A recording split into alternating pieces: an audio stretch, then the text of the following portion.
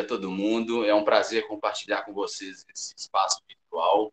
A gente está aqui em motivo do 8º Terra em Debate, cujo tema de hoje discutido será a terra ensacada, uma técnica de arquitetura e construção com terra.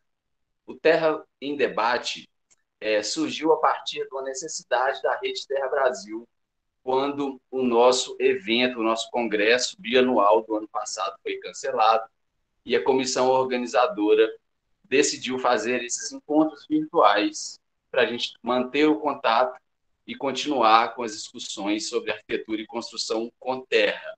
A Rede Terra Brasil tem um site e redes sociais que vocês podem acessar. É uma rede de pesquisa e estudo sobre arquitetura e construção com terra no Brasil.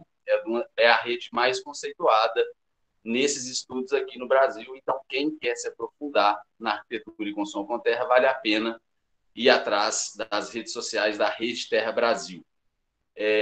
O apoio aqui do evento vem também da Rede Proterra e do Nematenc, onde que a gente está fazendo a hospedagem dessa sala virtual para a gente conseguir ter o nosso evento. No nosso chat estão aí os links, as redes sociais das instituições que estão participando da organização, e acessem os sites, visitem a gente, conheça mais sobre o nosso trabalho e sobre arquitetura e construção com terra no Brasil. Quero deixar aqui claro que a gente tem um certificado de participação para quem responder o formulário de participação do Nematenc. Também temos um formulário de participação da Rede Terra Brasil, vão estar no chat para vocês responderem esses formulários. Por favor, não deixem de fazer isso. Eu agradeço a presença de todos e quero convidar e apresentar nossos convidados de hoje. O primeiro é a Cecília Henry Prompt. Ela é arquiteta, mora em Florianópolis. A Cecília formou em 2003, doutoranda sobre avaliação da sustentabilidade na arquitetura e construção com terra e mestra em arquitetura e urbanismo. Formada em permacultura pelo IPEP e permacultura Monsanto, proprietária da Margem Arquitetura, atua com projetos sustentáveis, arquitetura e construção com terra, bioclimatismo e bioconstrução, experiência de trabalho em unidades de conservação e movimentos sociais. Cecília também ministra cursos de bioconstrução e realiza capacitação de mão de obra. O Bruno Aloysio dos Santos também vai participar com a gente, arquiteto, bioconstrutor e artista plástico. Bruno Azevedo, atuante na elaboração de projetos de arquitetura de terra contemporânea, com mais de 4.000 metros quadrados de projetos em todo o Brasil. Especialista em capacitação de mão de obra dentro das técnicas de construção com terra e treinamento à distância, com mais de 5.000 horas dedicadas ao ensino e acompanhamento de obras com construção com terra. O Bruno também é meu sócio na Biohabitat e a gente trabalha desde 2004 oferecendo serviços de bioconstrução e construção com terra. O debate de hoje é em cima da técnica terra ensacada, também falada popularmente nas redes sociais, principalmente de hiper e super adobe. Esse termo a gente costuma não usar aqui na Rede Terra Brasil, a gente usa o termo terra ensacada como um apelo e um termo mais técnico que representa melhor a técnica do que esses outros dois termos.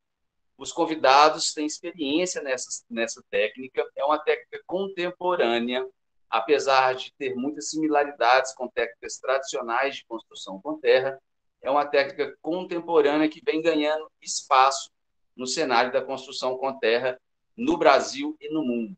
Então, a gente convida agora a Cecília para fazer a sua apresentação e falar um pouquinho para a gente da sua trajetória e a sua relação com a técnica da terra ensacada. Seja bem-vinda, Cecília. Obrigada, Flávio. Então, vou compartilhar a apresentação aqui. Gostaria só de agradecer a Sumara pelo convite e a Jaque também. e a toda a organização desse TED, a Rede Terra Brasil pela oportunidade. Dizer que eu estou bem feliz de compartilhar esse espaço com os meninos da Biohabitat, que são, sem dúvida, uma referência nessa técnica. Deixa eu compartilhar aqui.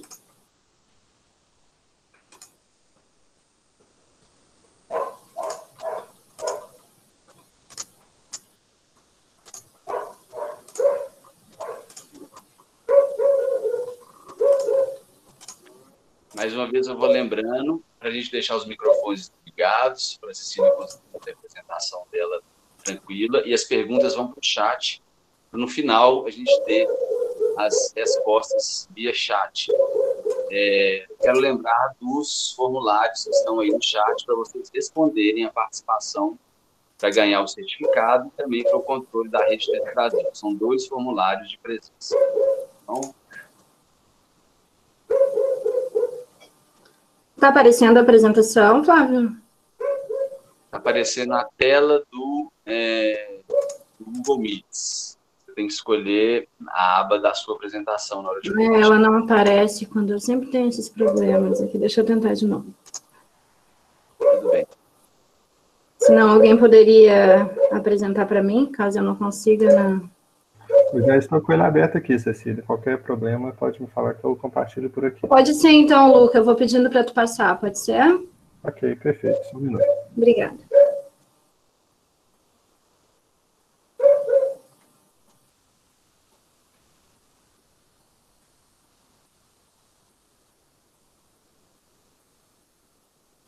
Lembrando, vamos manter os microfones e as câmeras desligados, tá bom?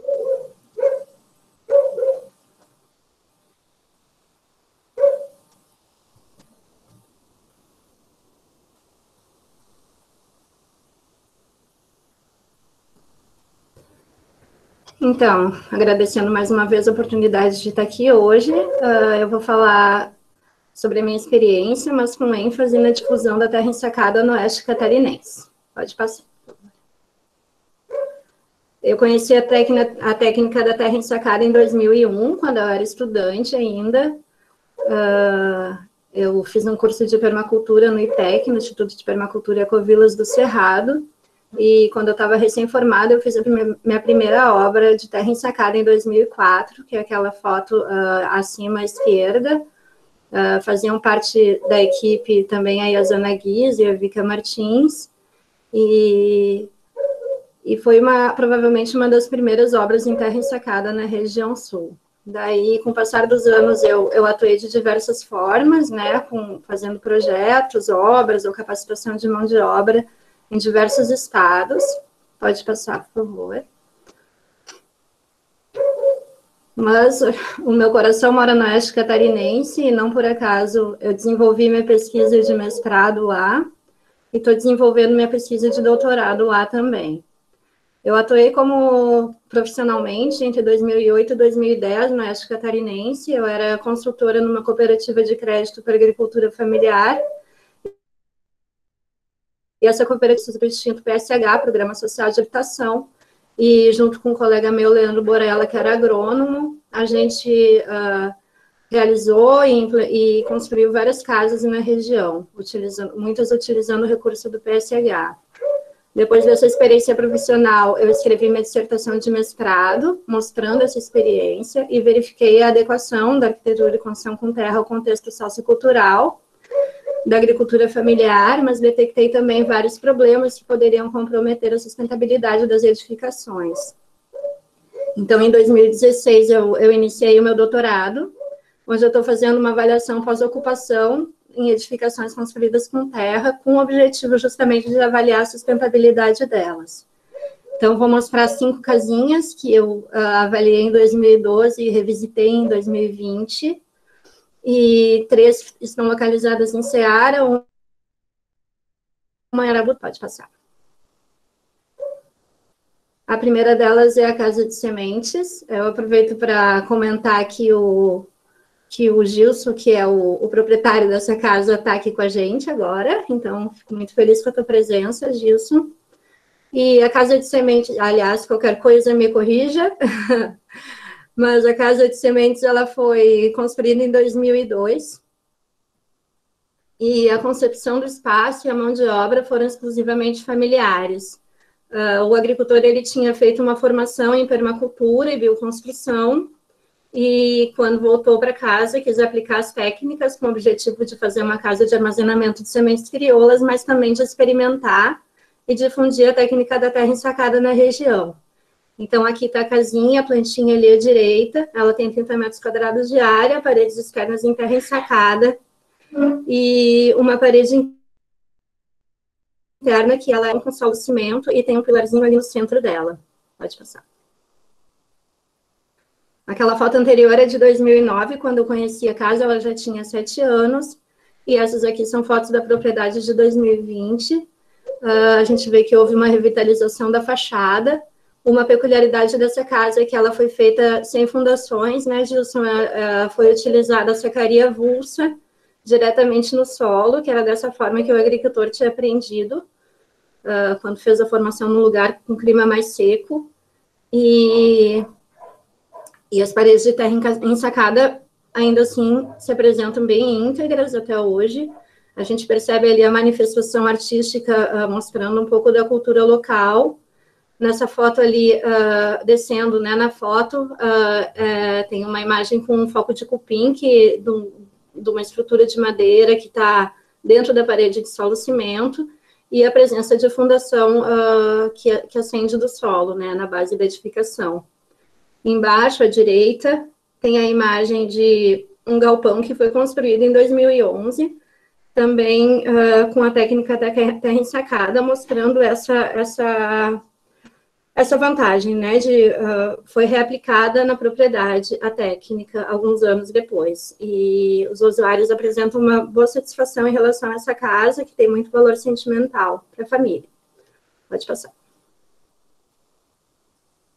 A segunda é a casa em Paial. O projeto é do arquiteto Yuri Moraes, que tem as paredes externas em terra ensacada e as internas em BTC. Essa casinha tem 112 metros quadrados, e aqui a mão de obra ela foi familiar e comunitária, porque a concepção desse projeto ela veio junto com um projeto que previa cursos e capacitações em todas as etapas da obra, com o objetivo justamente de difundir as tecnologias.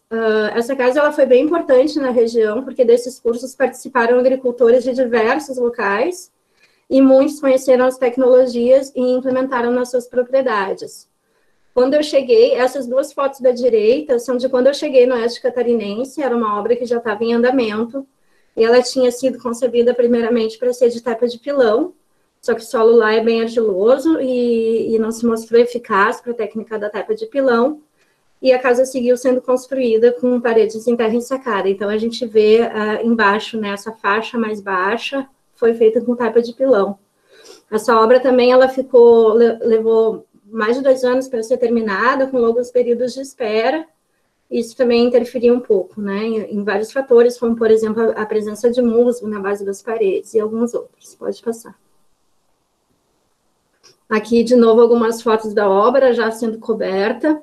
Aqui abaixo, no centro, o agricultor queimando a sacaria, e como eu disse, né, longos períodos de espera, presença de limo dentro das paredes.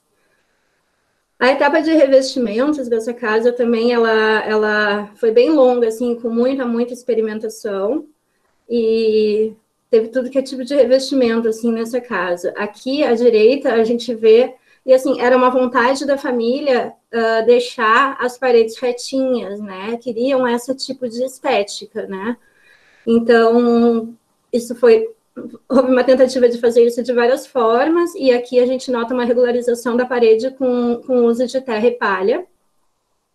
Pode passar. Aqui agora são umas fotos já mais atuais, né? Ali à esquerda tem uma foto interna da casa, onde a gente vê que os revestimentos estão em bom estado, né? No estado razoável. Ali próximo à janela é o mesmo local daquela foto, onde aparece aquela regularização com terra e palha. Na foto do centro, a gente percebe alguns vestígios de uso dessa edificação, onde encosta o mobiliário no revestimento, né, ele vai degradando, e também à direita, no próprio BTC, também essa presença dessa interferência do uso. Pode passar. E aqui tem duas situações bem diferentes dos revestimentos. À esquerda, um revestimento que foi feito mais posterior na fachada dos fundos, que se encontra em bom estado, e um revestimento que é numa esquina da fachada da frente, que foi uma das primeiras fachadas a serem rebocadas, então houve essa tentativa de regularizar, né, de deixar a parede retinha, com o reboco, e acabou gerando a caída desse reboco em alguns locais, né. Isso compromete bastante a sensação de bem-estar dos usuários, né, a questão estética interfere, e também verifiquei algumas questões como baixo conforto lumínico, que decorrente tanto da área insuficiente de esquadrias, quanto da coloração das paredes internas, né, que elas ficaram todas com cor de terra, e também essa casa, ela guarda muito calor, então há uma impossibilidade de uso do fogão a lenha em períodos quentes, o que interfere, assim, na reprodução cultural mesmo da família, né. Pode passar, por favor.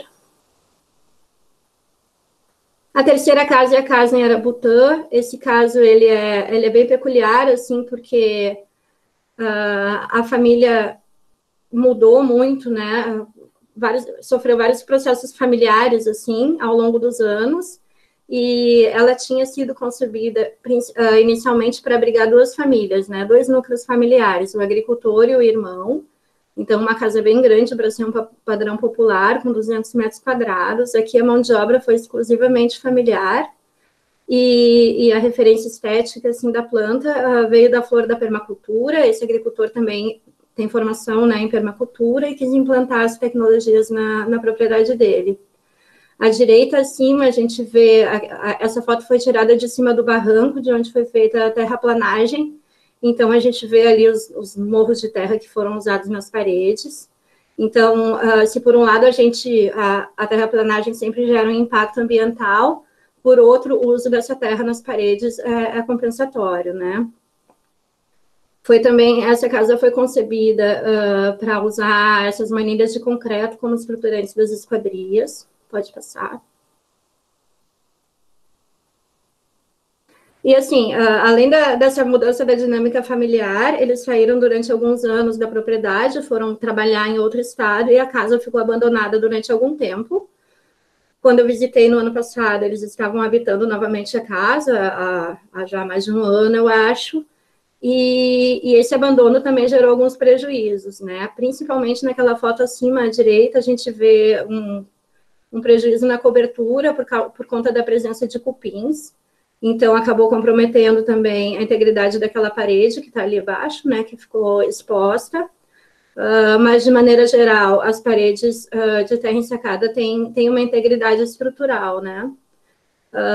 De acordo com os relatos do agricultor, um fator que interferiu bastante foi nessa escolha das manilhas de concreto, que demandaria um fechamento de esquadria sob medida, que se tornou algo difícil economicamente para eles. E outro relato deles é em relação aos ambientes orgânicos, que podem acarretar numa má funcionalidade, né? Uma coisa interessante desse caso é que essa família adotou a bioconstrução como atividade econômica por alguns anos,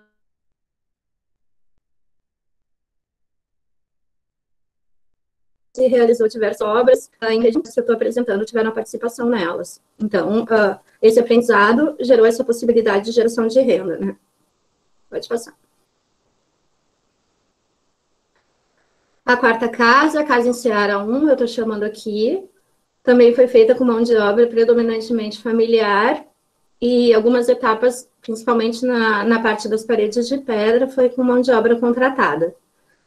A casa ela tem um primeiro pavimento semi-enterrado, um intermediário e um sótão, e tem 200 metros quadrados de área construída. Pode passar, por favor.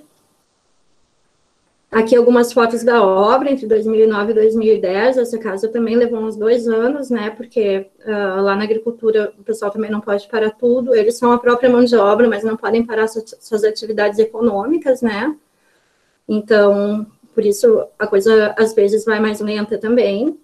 E aqui a gente acabou optando por, como havia 2 pavimentos e mais o sótão, em fazer uma estrutura de pilar e viga. Foi uma decisão, assim, é um pouco polêmica a adoção dessa medida, sim, porque uma das vantagens da terra ensacada é que ela constitui paredes autoportantes, mas aqui no caso, para ter essa garantia estrutural, e também porque o agricultor tinha todo esse eucalipto na propriedade, nós optamos por a parede de terra ensacada ela ser de vedação. Aqui embaixo, algumas fotos do pessoal construindo. Uma coisa bem interessante nessa experiência toda é que, apesar das propriedades serem isoladas, se tem lá, os agricultores têm uma coesão bem forte, assim, comunitária, tanto por parte da cooperativa, tanto por parte das comunidades, assim, mais religiosas. Então, existe muita coesão social e todos os agricultores e os casos que eu estou mostrando aqui, uns visitaram os outros e colaboraram com troca de conhecimento, ou com troca de dia, de mão de obra. Então, é uma experiência bem comunitária, assim, né, que tem esse espírito bem comunitário. Pode passar. Ali à esquerda, algumas fotos de 2010, quando a obra foi concluída, e à direita, 3 fotos que são de 2020. É bem comum lá no Oeste o uso de cores fortes em fachadas, assim, né? Uma coisa que chama bastante atenção. Essa casa apresenta bastante integridade em relação às paredes de terra. Não existem, assim, problemas detectados depois de todos esses anos. A gente percebe ali embaixo, né, uma janelinha mostrando a técnica da terra ensacada, que foi uma vontade da família. E ali onde tem aquelas 2 janelinhas é um banheiro, todo de terra, e à direita é o revestimento interno do banheiro feito com cerâmica. Pode passar. E a última casa, do arquiteto Silvio Sanchi, colega também, companheiro de andanças pelo Oeste catarinense. Essa casa tem 140 metros quadrados e também utilizou mão de obra exclusivamente familiar. A casa dessa família anterior tinha incendiado, então eles optaram por construir uma casa nova com o uso das técnicas de construção com terra que estavam sendo disseminadas ali. A maior questão que aconteceu com essa casa foi quando foi ser executada essa cobertura verde, porque ela era apoiada somente nas paredes de terra e nos pilares da varanda, foi colocado uma carga de terra bem grande, de uma vez só, e essas paredes acabaram sofrendo um assentamento, assim, meio bruto, e daí, durante ainda a execução, foram colocados aqueles pilarzinhos ali que aparecem ao fundo, aqueles pilares foram colocados para apoiar a cobertura, né? Pode passar. Aqui algumas fotos também dessa terra em etapa de obra. Pode passar, por favor. E aqui as fotos de 2020, né? A gente nota de novo as cores assim fortes nas fachadas. E essa casa, as paredes de terra ensacada, depois que elas foram, né? Que depois da obra concluída, mantiveram sua integridade assim, estrutural. O agricultor relata aqui também que houve uma certa dificuldade na etapa de reboco, porque a terra utilizada, ela vinha de uma movimentação de terra e ela tinha muito pedregulho, então a terra, na época, não foi muito bem selecionada, porque o solo tem que ser mais fino para que ele possa se agregar, né? Então, gerou alguma dificuldade, porque o pedregulho acaba tendo o risco de cair para fora da parede, levando o reboco junto, mas depois que conseguiram finalizar o reboco, ficou tudo bem, digamos assim. Essa falha que a gente encontra aqui, o agricultor relata que foi depois de uns 2 anos que a casa tinha sido construída e ele acabou não fazendo a manutenção. Já estou no penúltimo slide. E a maior questão que apareceu nessa casa foi a presença de cupins no assoalho, que está gerando atualmente um prejuízo para o agricultor, que vai ter que trocar boa parte dele. Pode passar. E aqui, para finalizar as fotos das casas, também as fotos da lavanderia, da área de serviço, que eles fizeram, enfim, o revestimento, né, fizeram um recorte para acompanhar as curvas. Pode passar. E assim, eu teria páginas e páginas de conclusões, né, porque são 12 anos de trabalho e pesquisa, mas eu pincelo algumas aqui. Uma das conclusões foi que a maior parte dos problemas detectados em relação à técnica da terra ensacada são decorrentes da etapa de execução de obra, mas uma vez solucionadas, as edificações permanecem íntegras. As manifestações patológicas mais recentes têm relação principalmente com a presença de cupins na madeira, e também vestígios de uso, e tem influência a falta de manutenção. A abundância de recursos naturais, né? Todas essas propriedades, elas são isoladas, mas elas têm no mínimo 10 hectares, né? Então, tem uma abundância de recursos naturais, como terra, madeira e palha, e isso associado à capacidade que é própria dos agricultores, né, de lidar com o ambiente, favorece muito o uso das tecnologias. O caráter artesanal das tecnologias estimula a produção local e impulsiona a troca de conhecimento. E a expansão dos casos, que se deu a partir da casa de sementes, demonstra a influência de uma liderança local e o desejo comum pela busca da sustentabilidade nas propriedades rurais. E é isso. Queria agradecer a Cecília, esse rico trabalho, o compartilhamento das informações. A gente estava conversando antes do TED como é importante a gente entender o pós-uso desse tipo de tecnologia, da técnica da terra ensacada, e as informações que a Cecília trouxe são super valiosas. Muito obrigado, Cecília. Valeu demais. E também essa abordagem social de levar para a apropriação dos agricultores, isso é incrível. A gente fica muito grato aqui com o seu compartilhamento, Cecília. Mais uma vez, parabéns pela apresentação. Vou lembrar que a gente tem um formulário, é um formulário só, e nele tem 2 abas para vocês preencherem sobre a participação aqui no TED. Para quem quer certificado, tem que preencher esse formulário. As perguntas deixem no chat para o final. Agora eu quero convidar, então, o Bruno Azevedo para iniciar a sua apresentação sobre a sua história na Biohabitat com a terra ensacada. Legal, Flávio, obrigado. Parabéns aí, Cecília, muito legal aí a sua apresentação.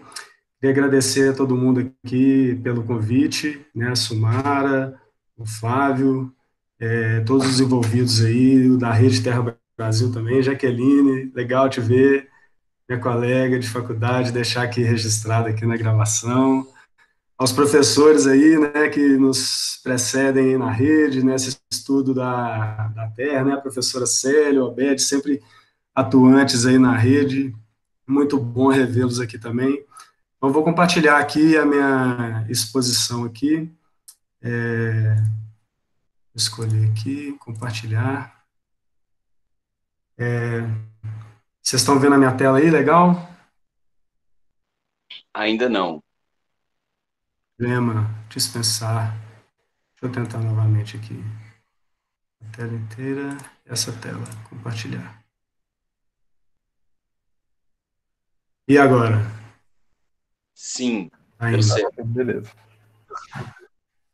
Maravilha. Bom, eu vou falar aqui brevemente sobre a nossa trajetória, né? A Biohabitat é uma criação que veio do Flávio e da nossa convivência, né? A gente é sócio há muitos anos, antes disso a gente era colega de faculdade, e a gente compartilhava essa vontade de sair um pouco do convencional ali que a gente estava aprendendo na faculdade e tudo mais, né? E aí a gente foi estudando, querendo fazer coisas diferentes e queria fazer coisas voltadas para o bem-estar, e acabamos caindo nesse universo que hoje é conhecido como bioconstrução, né? Na época nem tinha esse nome, né? A gente conhecia ali como casas ecológicas, como arquitetura de terra. A gente conheceu também muito sobre as técnicas tradicionais, né? E a nossa chegada nas técnicas tradicionais era uma busca de trazer técnicas com mais bem-estar, que não usasse tanta coisa industrializada, que não tinha tanta toxina, tantas coisas sintéticas. E aí a gente veio cair no adobe, né? A gente acabou entrando, fazendo uma casa de adobe, e isso fez com que a gente apaixonasse pela arquitetura de terra, e a gente começou a ter necessidades profissionais quanto aos nossos projetos, né? A gente dentro dessa experiência, teve que aprender a projetar, aprender a solucionar. A gente não conhecia, não tinha Terra Brasil, a gente não tinha tantos cursos assim, o IPEC era muito longe, a gente acabou cruzando aí com alguns caminhos aí, que até a Cecília citou, com o João Roquete, a gente, né, não tinha tanta informação assim, e a gente praticamente é autodidata, né, eu e o Flávio, a gente foi estudando, fazendo e pesquisando, corria atrás do professor de geotecnia, corria atrás de um cara que sabia estabilizar solos, e bebia de todas as fontes que a gente conseguia, e a gente construiu uma casa muito grande de adobe, e esse foi o nosso grande de arquitetura de terra, foi fazer lá, e a gente experimentou muito, fizemos muita coisa, e a gente foi cair na terra ensacada, né, no Hiperadobe, assim,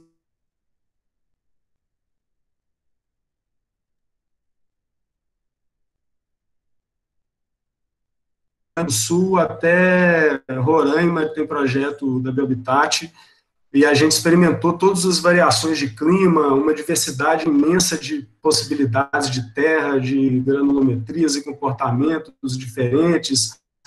Achamos diversas exceções às regras aí que a gente conhece de estabilização,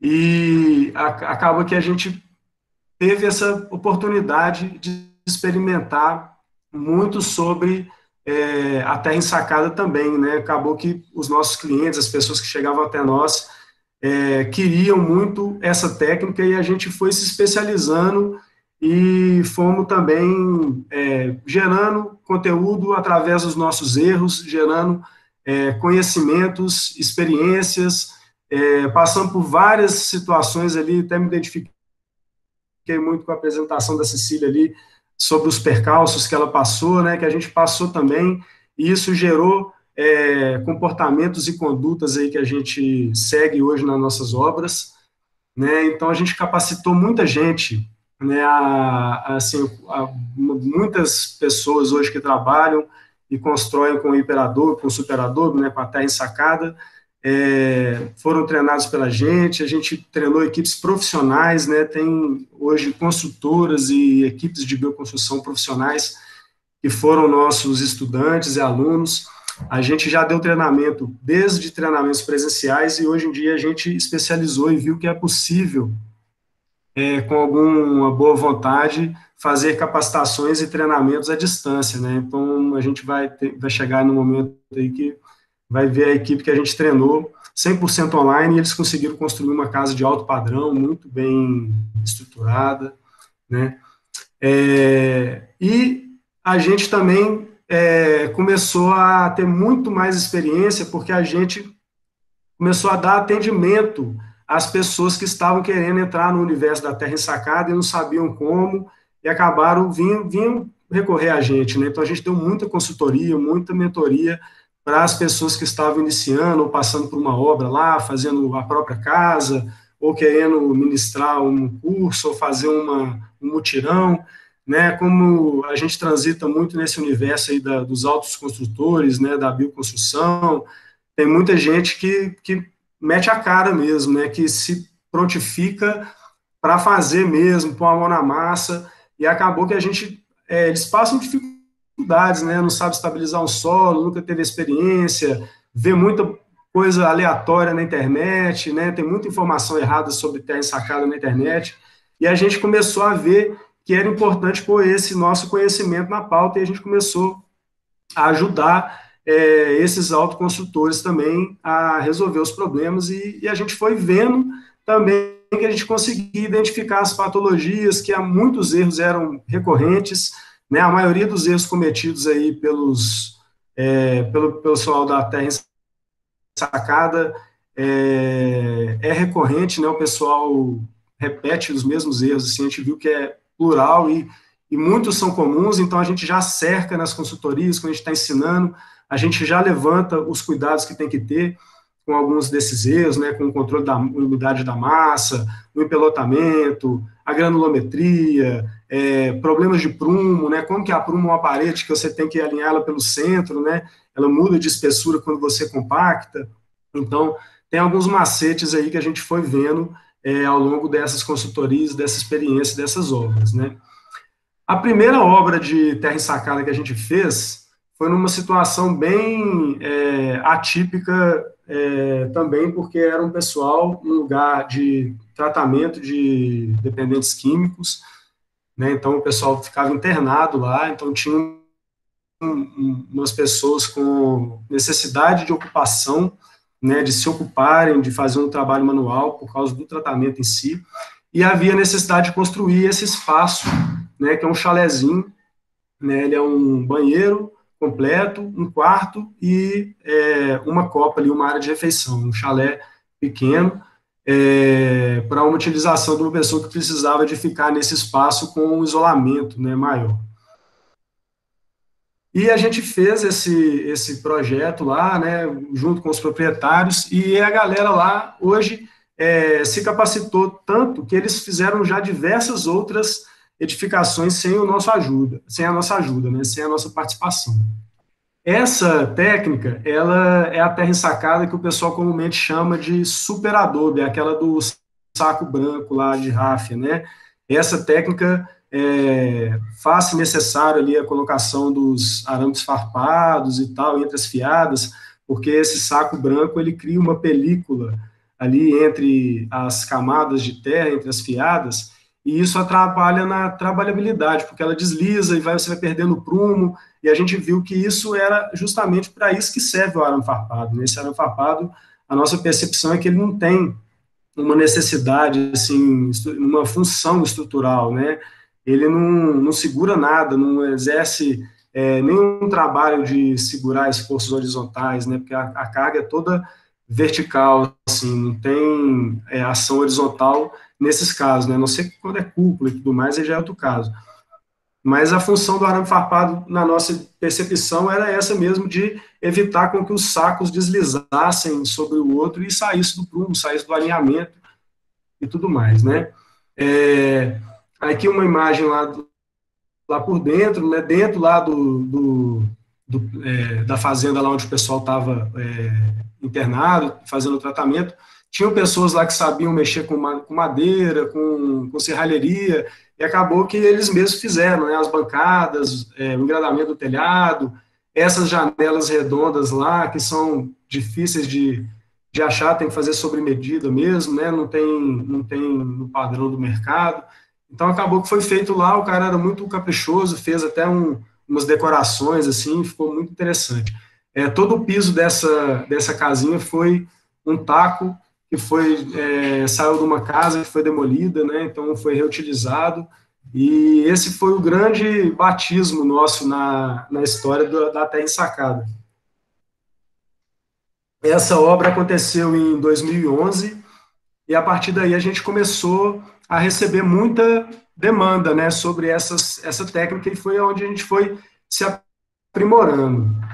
Aqui é uma visão aqui de dentro do banheiro, né, uma cúpula, que é uma construção sofisticada, a gente nem recomenda muito fazer cúpula no Brasil, né, por causa do nosso clima, as micromovimentações aí, é difícil da manutenção, né, então a gente recomenda muito antes de fazer, e também, hoje em dia, a gente até seleciona as cúpulas que a gente anima de orientar e participar, porque é necessário um cuidado muito grande com a impermeabilização para não ter um problema estrutural, né.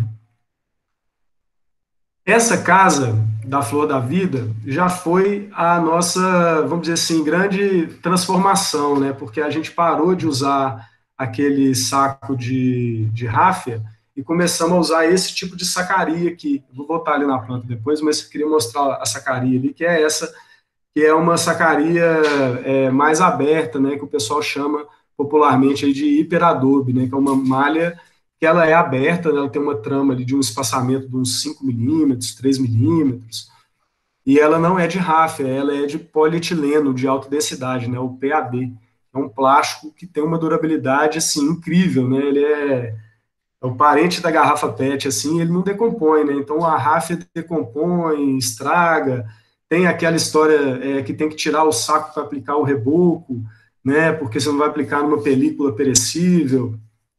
E acaba que esse tipo de malha, ajuda muito, né? A gente sentiu uma diferença muito grande na trabalhabilidade, que é essa, de não precisar do arame farpado, porque essa malha já proporciona o atrito necessário para você trabalhar em cima ali com estabilidade. Não precisa de tirar a malha, porque o reboco adere, né? Essa malhazinha ali, se ela estiver bem compactada, bem cheia, ela funciona como uma tela de estuque ali, até ajuda na ancoragem do reboco ali, também nas dilatações ali do reboco. E não precisa de remover, né? Então, assim, a gente sentiu uma diferença muito grande na hora que a gente mudou de técnica para facilidades ali em relação ao trabalho, né? Essa casa aqui foi um desafio, né? A gente recebeu já a fundação já escavada com essa forma geométrica doida, assim, de flor da vida, e a gente recebeu a incumbência de transformar isso aí em ambientes, né? Habitáveis e ocupáveis e tal, e a casa também teve uma evolução legal que a gente, foi a primeira vez que a gente capacitou uma equipe profissional, né? Então o seu João ali era o mestre de obras tradicional lá, ele trabalhou lá em Salvador, em obras até da reforma lá do elevador Lacerda, e era um cara bem assim envolvido com obra tradicional. E quando ele viu como era a técnica, ele se encantou, assim, ficou bem admirado, ficou emocionado, quis participar mesmo.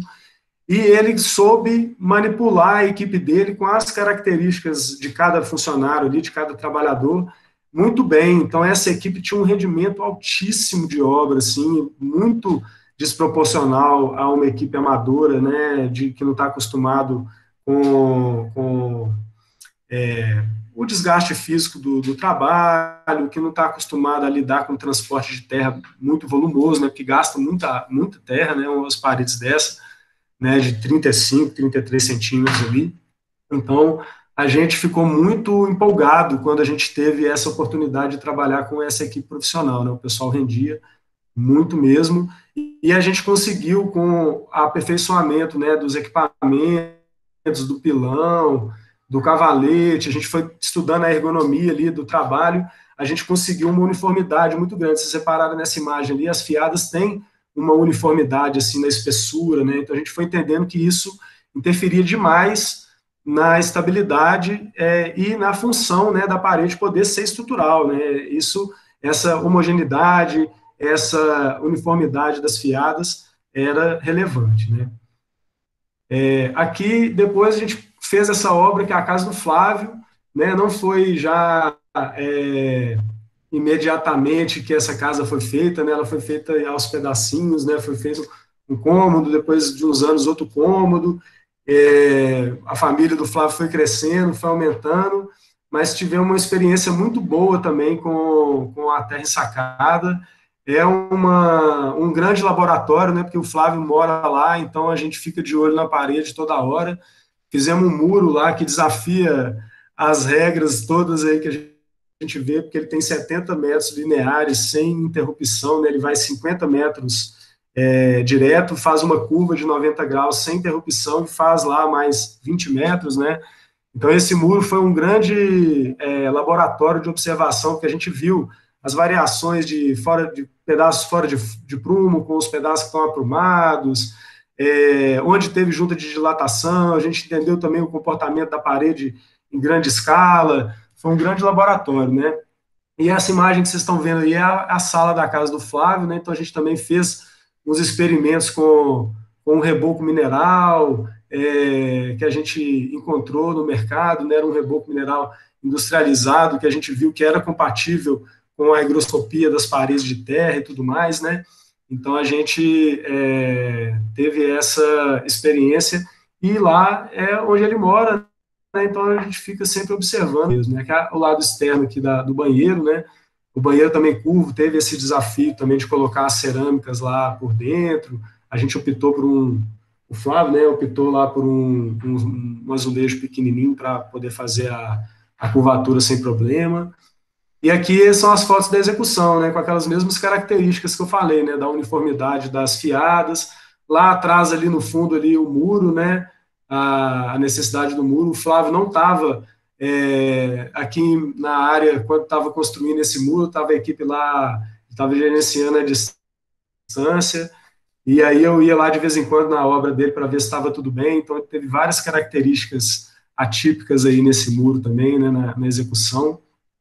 Aqui é uma imagem por dentro, né, como foi feito por partes, né, essa aqui era a fachada antiga da casa, aí quando a família cresceu, teve que fazer a parte da frente, que era essa sala, então tem esses desenhos aí de acabamento, que hoje é a divisão da cozinha da casa dele. Antigamente era a fachada, aqui é a fachada como é hoje, né, aqui é a casa dele. Essa parte aqui da frente é um lugarzinho de fazer fogueira ali, também é um outro experimento bem interessante para a gente fez para poder ver como é que é isso, né, como é que fica no externo ali, tudo. Né, então, como é que aguenta ficar no tempo, como é que é o reboco, né, a gente tem várias opiniões sobre isso, né, exige algumas proteções, assim, não é tão fácil. Como é que eu tô de tempo aí? Eu me perdi um pouco, Flávio, como é que tá aí, cara? 2 Tá minutos. já muito apertado ainda? Tá, rapidinho que eu termino. Aqui foi a nossa experiência também de treinamento profissional. Essa casa é grande, é uma casa de mais de 250 metros quadrados, feito com pouco recurso também. Foi uma experiência que a gente teve muito boa, porque também trabalhamos com uma equipe profissional, né? E a gente opta mesmo por fazer com a malha que é chamada de hiperadobe, né? Que é essa malha racha de PAD, né? Ela é muito boa de trabalhar mesmo. As equipes se adaptam muito fácil com ela, né? Com o cavalete, com tudo, assim, todas as que a gente ensinou a trabalhar foi muito fácil. Eu vou passar rapidamente aqui umas imagens da obra. Essa casa aqui foi a primeira casa que a gente fez de 2 andares, né? Então a gente fez uns estudos estruturais. Também foi uma equipe profissional que foi treinada para essa casa. A gente conseguiu uma resistência de mais de 4 MPa de resistência. A gente conseguiu bolar um corpo de prova lá, meio improvisado, até inspirado nos estudos lá dos corpos de prova lá do Adobe que a gente estava lá no debate da norma, né? A gente bolou aqui um prisma para romper na prensa, um laboratório lá do Piauí topou fazer. A gente fez, não temos laudo porque não tem NBR, mas a gente conseguiu a legal até hoje, né? O pessoal até teve que mudar da casa por umas questões familiares lá, tiveram que mudar de cidade, mas essa casa é utilizada, é alugada, está à venda e tudo mais, né? É uma casa grande. Essa casa aqui também é uma casa que a gente acompanha muito de perto, que é no condomínio onde o Flávio mora, então a gente viu ela de perto, viu uma obra muito de perto. É uma casa que é numa pirambeira, né? O terreno é muito inclinado, é um declive muito forte. Essa casa aqui também é uma satisfação muito grande, também tem um nível profissional, ela foi aprovada na prefeitura, o pessoal tem muita dúvida se pode aprovar casa de terra, né? Ela tem a BITS, tem toda a documentação, ela é toda de hiperadobe, né, de terra sacada, e de adobe, né, as paredes internas são de adobe, tudo feito com a terra lá do local, né, o projeto foi contemplado para ter a terraplanagem toda já utilizando o material do local. Essa terra desafiou a gente, porque foi a primeira vez que a gente viu um solo cimento ter um desempenho pior do que o solo sem nada, né? A gente teve umas novidades aí, a gente aprendeu um pouco com essa obra, mudou um pouco a nossa visão sobre a estabilização da terra, assim, também, e a gente sempre vai acrescentando um protocolo de segurança, uma forma de fazer, né, ali no processo, ali, com essas obras todas, né.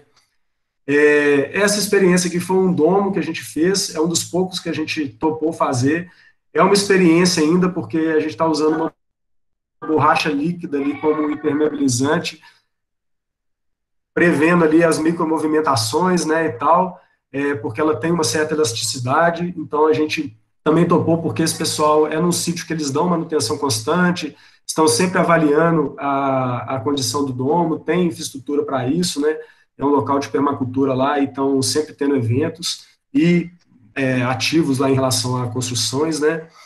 E essa casa aqui, que é o último exemplo que eu vou falar, que é uma casa que a gente fez toda a capacitação online, né? A gente treinou a equipe de mestre de obras toda virtualmente, né? Então a gente ensinou eles a experimentarem o solo, fazer os testes de resistência e de desempenho na obra. Aí eles filmavam, mandavam para a gente, faziam videoconferência. Então a gente foi dando um amparo até eles terem firmeza e conseguir fazer uma parede estrutural de altíssima qualidade, uma casa de alto padrão, construída por mestres de obras assim muito bons, muito fera mesmo assim de obra.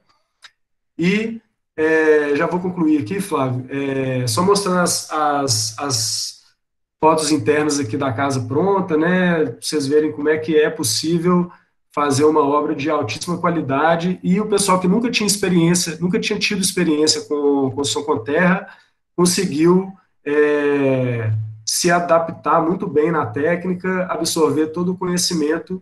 E é isso, cara. Eu queria agradecer de novo aí a presença, né? Agradecer a oportunidade de falar um pouquinho da nossa experiência. Agradecer aí a rede, né? As novidades da rede, as pessoas que têm chegado aí, as pessoas que já pavimentaram a estrada aí para nós. Essa experiência toda aqui também não seria a mesma coisa sem a nossa participação na Rede Terra Brasil, né? A gente mudou um pouco o nosso olhar profissional, o nosso olhar sobre a construção com terra, quando a gente começou mesmo a envolver mais com a Rede Terra Brasil e com todos esses profissionais aí, né? Então, esses debates são muito legais e muito enriquecedores, né? Valeu. Queria agradecer o Bruno, a apresentação foi muito boa, eu sou suspeito para falar, a gente faz quase que tudo junto aí em relação à arquitetura e construção com a terra. Eu moro numa casa feita de terra e eu indico para quem tem esse interesse, tem essa ligação com a terra e também com o apelo da sustentabilidade. Vale a pena e, como o Bruno e a Cecília mostraram, é possível ter uma atuação profissional como arquiteto, considerando a arquitetura e construção com terra como um material viável e de qualidade e competitivo no mercado. Né? Isso é possível, falta informação para mais pessoas conhecerem as possibilidades. Continuando o nosso TED, eu queria fazer uma pergunta para os nossos participantes, para o Bruno e para a Cecília, sobre o que eles enxergam das perspectivas de apropriação dessa nova técnica contemporânea da terra ensacada pela comunidade, pelas pessoas que constroem novas casas, nos centros urbanos, quais seriam os desafios da apropriação desse tipo de técnica. Então, eu penso que a gente tem um longo caminho para essa técnica ser aprimorada, ser avaliada e ser apropriada, considerando que aqui no Brasil a gente tem os primeiros registros próximos do ano 2000, né, falando da terra ensacada. Apesar disso, desde 76, o Genote Mink já faz estudos de terra ensacada que não eram estruturais. Depois vem o Nader Khalil, um pouquinho antes do ano 2000, fazendo estudos também em desertos da Califórnia com as estruturas dos domos. E agora a gente vê um ganho, né, uma apropriação dessa técnica, um ganho de espaço dessa técnica. Então, pergunto para os participantes o que eles enxergam do futuro dessa técnica, da apropriação pela população, pelo mercado, pelas indústrias, né, pela construção civil como um todo. Então, eu abro aí a palavra para o Bruno e a Cecília, fiquem à vontade.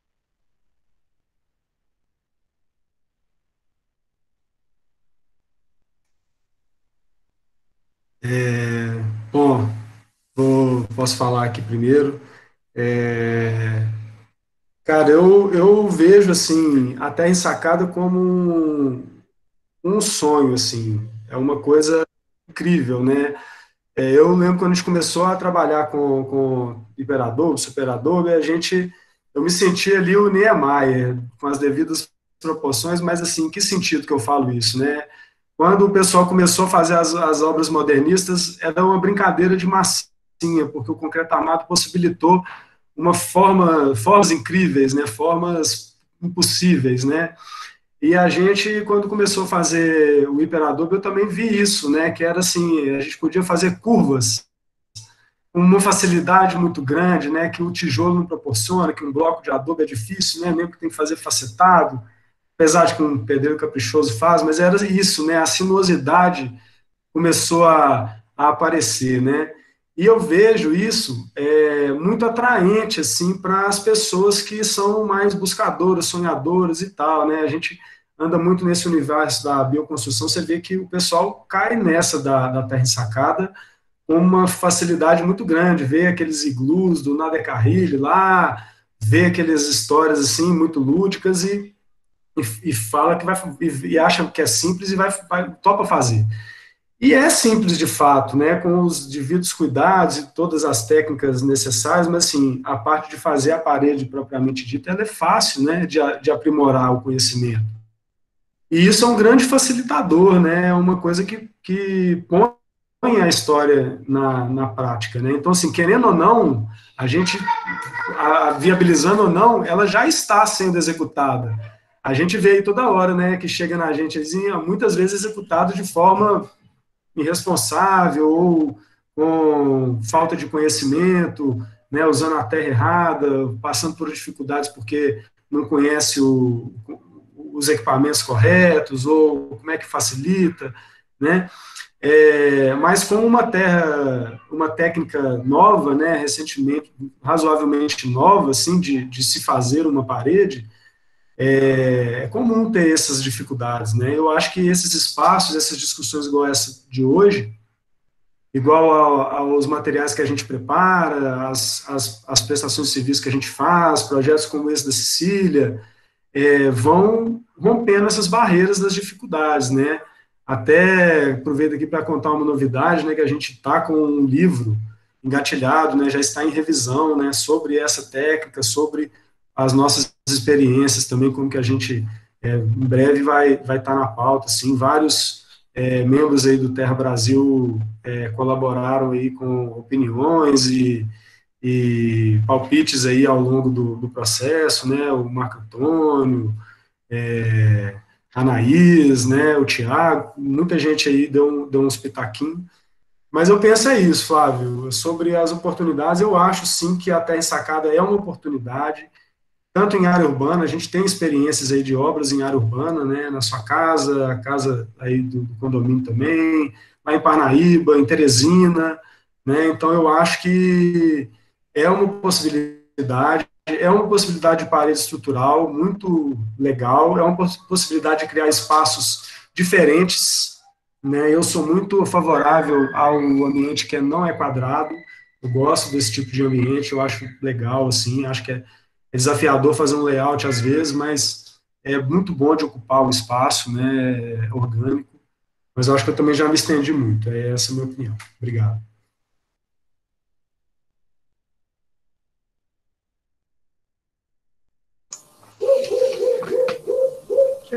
Com você, Cecília. Também. Eu concordo com o Bruno sobre a questão da sinuosidade, né? Para a gente que projeta, não tem igual a projetar com terra ensacada, né?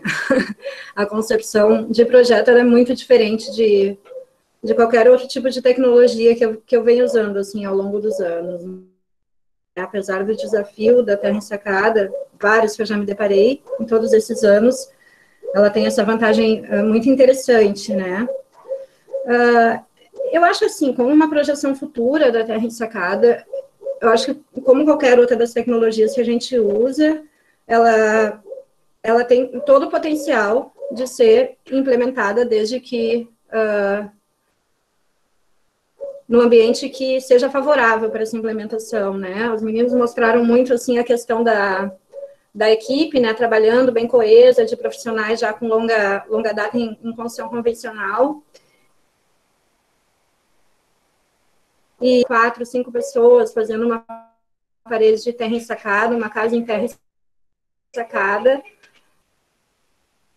Sabe que ela pode ser muito eficiente, assim, em termos de execução de obra. É visualizar a construção de edificações em série, assim, né, em local onde haja solo disponível, sobretudo, né, que esse é um dos desafios, né, ter esse grande volume de solo que a gente precisa. Eu acho que, como perspectiva futura, assim, uma coisa que eu sempre penso é na popularização do conhecimento. Eu acho que no Brasil a gente tem muita autoconstrução. Recentemente eu ainda me choco, assim, recentemente ainda me procurou uma família que já estava executando a sua obra em terra ensacada e cometendo diversos erros. Então, eu não vejo muito como a gente conter esse tipo de ação, né? As pessoas vão querer autoconstruir. Então, eu acho que é coisa da gente popularizar e disponibilizar o conhecimento.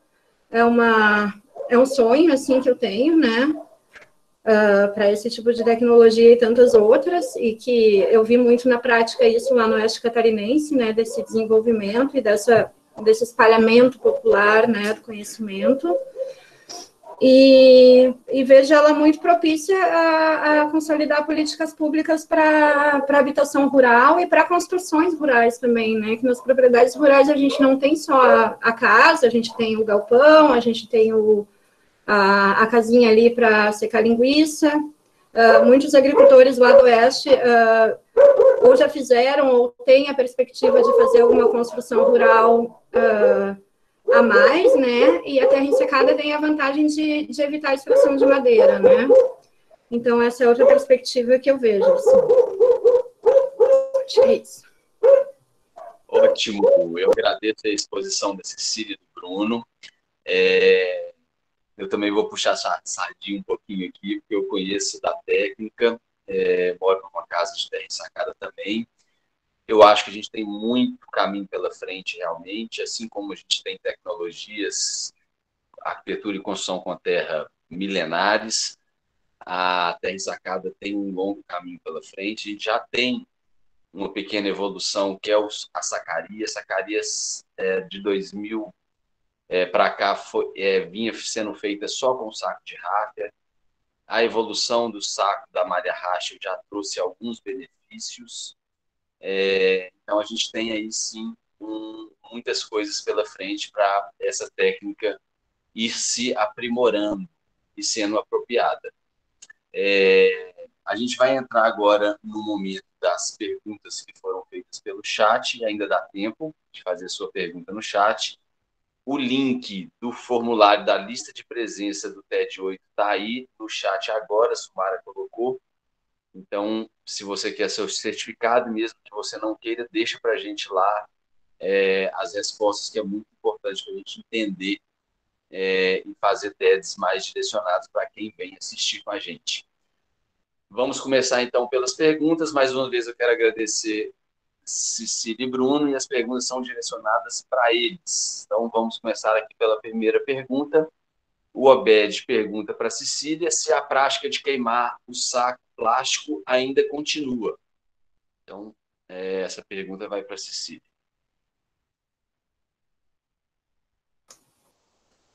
Eu acho que o Bruno também poderia responder, né? Se tiver alguma coisa a complementar, Bruno. Eu sempre queimei a sacaria quando usado o saco que era chamado de super adobe, né? Então, eu acredito que quando é utilizado esse tipo de sacaria, ainda seja feita a queima. Mas eu vejo que o saco telado, aquele, tomou bastante espaço, assim, né? Eu não sei como é que é a experiência de vocês. E ele evita queima, né? Não necessita de queima. Então, não sei se vocês têm alguma coisa a acrescentar. Bruno?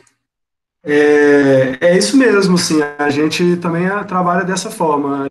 Praticamente hoje em dia não trabalha mais com aquele saco de ráfia, a não ser que a pessoa só tenha acesso àquele, mas assim, o fabricante do outro, existe uns 2 ou 3 fabricantes aí no Brasil do outro, assim, que atendem o Brasil todo, então nunca teve problema. É barato o envio, assim, né? Então a gente trabalhou tanto no Nordeste, no Norte do Brasil. A fábrica, se não me engano, é no Paraná. Então, vai para lá, custou R$100 e poucos assim, o envio, não foi nada complicado, né? Então, a gente praticamente hoje em dia trabalha só com aquela malha Rachel, né, que é o Hiper Adobe, justamente por isso, né, por causa do arame farpado e por causa do lance de tirar o saco, né? E a gente já tirou de duas formas, igual você mostrou lá na sua apresentação, do queimando com o maçarico, e também já tiramos cortando, com faca mesmo, assim. Mas dá um trabalho, assim, absurdo, né? E o lance de tirar também com a queima, eu achei muito desagradável, assim, de estar ali naquela queima, assim, né? O processo do saco do plástico queimando, assim, eu sempre achei ele meio estranho. Eu queria ressaltar aqui, como comentado aí no chat, que essas terminologias de super e hiper adobe vieram com primeiro o super adobe, aquele saco branco, com o Nader Khalil, que começou a usar terra ensacada, que é o termo que a gente usa técnico. Inclusive, foi um movimento da rede de terminologia, difusão dessa terminologia no Brasil, e hoje a gente fica feliz de ver a apropriação do termo terra ensacada. Então, a gente vê até outros construtores que não pesquisam construção com terra já usando o termo terra ensacada, mas é difícil de não falar o termo comercial também, porque é o que mais falado nas redes e no diálogo mais direto e popular. Então, a gente usa também a terminologia do super adobe para determinar aquele saco branco comercialmente, e o hiper adobe a malha mais aberta. Lembrando que a terra ensacada já vem sendo feitos estudos datados desde Gernot Mink, em 76, com ensacamentos de terra, nem sempre estruturais, mas às vezes sim, inclusive usando sacos com malha não plástica, né, que seriam de fibras, parecidas com juta, e ele fazia linguiças, que ele chamava. Então, existe já um experimento bem antigo, e essa história da sacaria ter se alterado já vem como um aprimoramento aí da tecnologia. Pergunta 2, a Obed para Cecília. Na penúltima casa, como estão as bases da coluna de madeira? Aquela casa que tem estruturas autônomas com a parede de terra ensacada. As bases das colunas de madeira após 10 anos. E o Renan também para Cecília. Os pilares de madeira foram feitos com algum tratamento? Se sim, qual?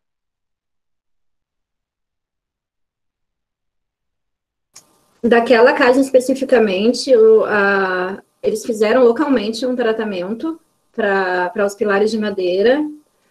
Eu não me lembro exatamente qual, mas tem especificado na minha dissertação de mestrado esse processo. E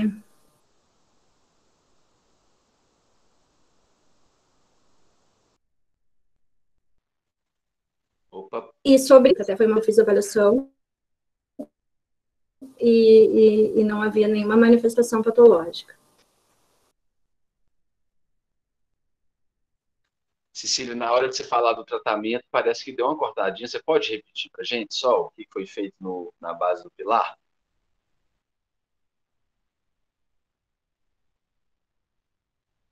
A conexão da Cecília não está muito boa.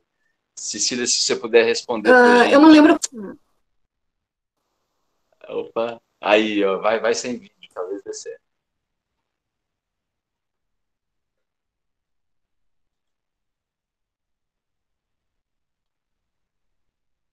E nós vamos continuar aqui. A Cecília vai responder esse tratamento do pé do pilar ali no chat. Tá bom, gente? Então vamos lá para as próximas perguntas. Temos a Andréia também para a Cecília. Vamos ver se a Cecília consegue conexão. Como foi feita a argamassa de assentamento do azulejo no banheiro? Aqui em casa eu também tenho esse assentamento, mas pergunta direcionada para a Cecília, para a obra que ela mostrou o acabamento do banheiro. Cecília, vê se você consegue responder para a gente. Ali foi feito um reboco com cimento e areia e depois assentado com argamassa própria para assentamento de cerâmica.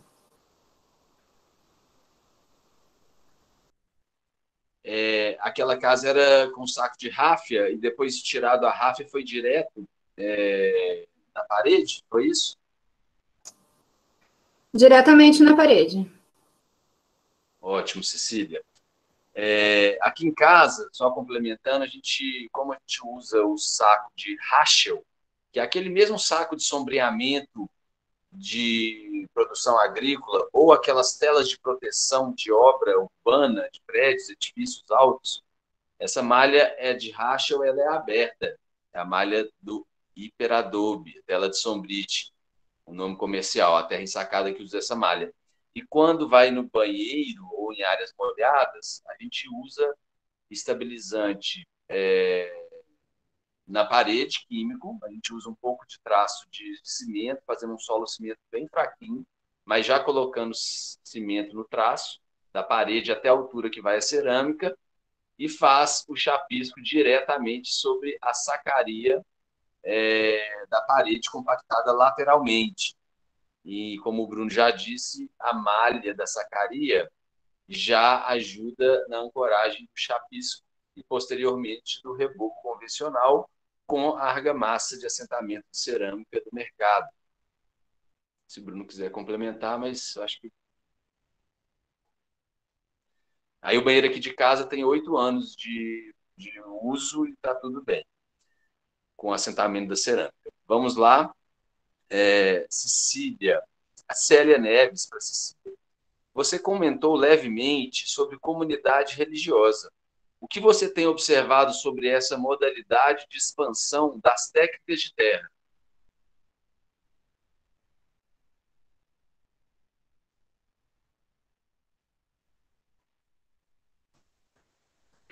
O que eu percebi especificamente como pesquisadora, assim, lá no Oeste Catarinense, foi que essa coesão, porque são várias comunidades, né, e cada uma delas tem o Gilson até pode me corrigir qualquer coisa, essa é a minha percepção de que são várias comunidades, várias linhas, e cada uma tem um centro comunitário que reúne todos aqueles moradores e aquelas famílias. Então, o que eu percebi é que existe uma rede de comunicação muito eficiente entre as comunidades rurais. E eu acho que na difusão das tecnologias, porque, na verdade, o que era a coesão ali, mais explícita, eram os associados à cooperativa. Mas eu acredito que essa dinâmica, assim, comunitária, ajuda nessa rede para o bem e para o mal, aliás, né? Porque tem muitos agricultores acabam sofrendo preconceitos, que vai ser até o, né, tema bem grande nesse sentido da comunicação. Eu deixei ali o link da minha dissertação de mestrado, porque que ali eu descrevo os processos de construção e execução das obras com detalhes técnicos, assim, para quem tiver curiosidade e quiser aprofundar. Ótimo, agradecemos aí o seu compartilhamento da dissertação, é de grande valia. Quem quer saber mais, vale a pena aí baixar a dissertação da Cecília. Vamos lá, então, para as próximas perguntas. Gabriel Guedes para Cecília. Notei que algumas casas mostradas, as paredes estão muito próximas ao solo. Em nenhuma delas ocorreu problema com umidade nas bases das paredes depois dos anos de uso?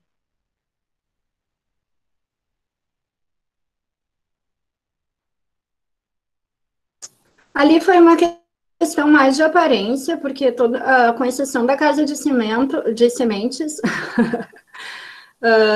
todas elas têm uma base de pedra, só que muitas foram revestidas por fora. Aquela casa que tem as paredes azuis, ela é bem alta, inclusive ela é feita com assoalho, mas acabaram revestindo também a base. Então, é uma questão mais de aparência mesmo, mas não verifiquei nenhuma umidade ascendente nas paredes de terra, não. Ótimo, Cecília. Vamos lá, então. Larissa Galvão para o Bruno. Sobre o efeito da flambagem nas paredes de terra ensacada, o que é necessário fazer para evitar?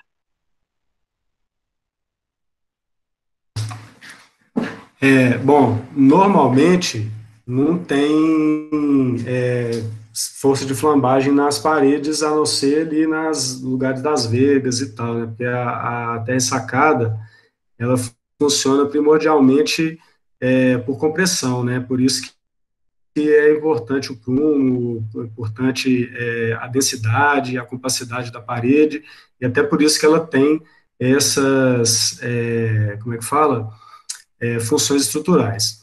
Quando a parede começa a receber esforços horizontais ali, que é ali no telhado, né, algumas situações ali de mudança de vetor ali, né, por causa de alguma coisa, né, mas normalmente é o telhado, em casa e tal, né, a gente faz uma cinta de amarração em cima das paredes. Essa cinta de amarração, normalmente a gente faz de concreto armado mesmo, a gente faz ela solta da parede de terra, a gente põe ali uma lona ali antes de fazer a concretagem, não deixa ela aderir ali totalmente, né, ela fica ali só por gravidade também, mas ela absorve ali os esforços horizontais todos ali e descarrega ali, né, uma viga de transmissão de carga, praticamente, essa cinta de amarração. Eu não tenho muito conhecimento de engenharia, assim, também para falar propriamente sobre esses esforços, né, eu já saio da minha praia mesmo, como eu falei na minha apresentação, a gente é autodidata totalmente nas construções, né? A gente tem uma experiência muito grande de 20 anos de obra, desde 2004 exclusivamente de obras de terra, de arquitetura de terra. Então, assim, da teoria eu sei falar pouco, né? Então a gente sabe muito na prática como resolver as situações, mas espero ter contribuído aí. Tem um ponto bem importante, que é, durante o projeto, considerar amarrações entre paredes que vão se interceptar, o pano, a altura do pano da parede, né? Para você ter uma cinta de amarração e divisão desse pano, que a gente chama de índice de esbeltez, também é outro dado importante para você lidar aí para a sua parede ter uma estabilidade não flambar. Então, procure saber sobre esses dados que eu acabei de colocar também, Larissa. Obede para Bruno e Flávio. Se possível, detalhe mais um pouco como foi obtido o corpo de prova para o ensaio de resistência à compressão da terra ensacada. Eu vou me adiantar um pouquinho aqui ao Bruno e vou só comentar que isso foi um grande desafio. Primeiro porque a pessoa do laboratório ficou um pouco apreensiva de fazer o teste, de romper os blocos. Foram 4, né? 2 de cada amostra. E como a parede, a gente usou estabilizante químico para fazer ela, quando feito de solo cimento. A gente fez as paredes na mesma condição da obra, sobrepostas 2 fiadas uma sobre as outras, e a partir da cura, nas mesmas condições de obra, a gente fez, então, um corte com a maquita, numa seção de 20 por 20 quadrada, com a altura de 2 fiadas sobrepostas, com a sacaria entre elas, como normal, fez um capeamento de massa de cimento e areia em cima e embaixo, e levou para a prensa para ser rompido, e aí foi calculado a partir da área da seção desse prisma. A altura ficou 2 fiadas, foram a primeira mais ou menos 20 centímetros. 20 centímetros, tudo 20. A gente tem até um videozinho, depois a gente pode compartilhar o link aqui, que é um vídeo que a gente colocou no Facebook, na nossa página, e mostra lá na hora que o bloco rompeu. Né? E aí a gente fez isso com dois blocos de prova para cada tipo de terra, para definir, inclusive, qual seria o fornecedor da terra das paredes. E aí a terra que tinha disponível, que ficou mais resistente, a gente usou no primeiro pavimento, e no pavimento superior a gente usou a terra que deu uma resistência um pouco menor. Considerando aí que a menor resistência foi 3,2 MPa no rompimento do prisma e do cubo. Isso, e eu queria só complementar, o Flávio explicou aí muito bem como que foi o processo lá mesmo, né? Eu estava lá presente quando foi feito os prismas, né? A gente estava lá presencialmente na obra e tal, e isso foi complementar a uma série de outros testes também, né? Assim, a gente foi lá, a gente já tinha uma experiência boa com a terra ensacada, e aí recebemos esse desafio de fazer uma casa de 2 pavimentos, né? Então, assim, surgiram várias questões, né, várias necessidades de se antecipar a problemas, né? Então, a gente, de imediato, a gente tinha disponível que a gente ia fazer um experimento de uma cúpula grande e tal, e acabou não acontecendo. A gente tinha disponível uns sacos de 50 centímetros de largura, então as paredes da base dessa casa elas são maiores ainda do que o normal, então elas têm 50 de largura. A gente teve a ajuda de um calculista que participou do processo, tanto de bolar os corpos de prova também, a gente estava muito inspirado.